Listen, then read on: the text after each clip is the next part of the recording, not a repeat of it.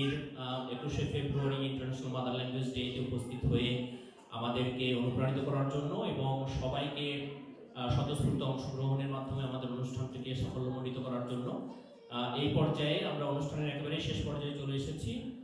আমন্ত্রণ জানাচ্ছি আমাদের সম্প্রীতির সাধারণ সম্পাদক তন্ময়কে কিছু বলার জন্য। থ্যাংক ইউ দাদা।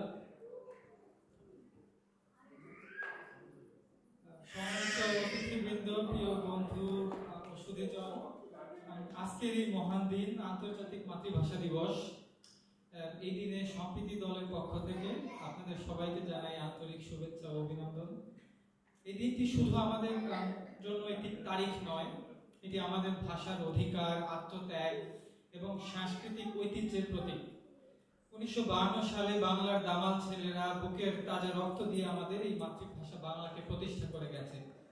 তাদের সেই আত্মত্যাগ আজও আমরা স্মরণ করি এবং আমাদেরকে অনুপ্রেরণা যোগায়, আমাদের দায়িত্বের কথা স্মরণ করিয়ে দেয়।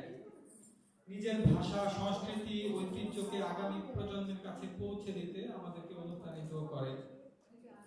সম্প্রীতি সবসময় বাংলার সংস্কৃতি ও ঐতিহ্যকে লালন ও প্রচার করার জন্য কাজ করে যাচ্ছে। আমরা চাই আমাদের নতুন প্রজন্ম বাংলার গৌরবময় ইতিহাস জানুক, বাংলার সাহিত্য, সঙ্গীত, শিল্প ও সংস্কৃতির সাথে সবসময় পরিচিত থাকুক।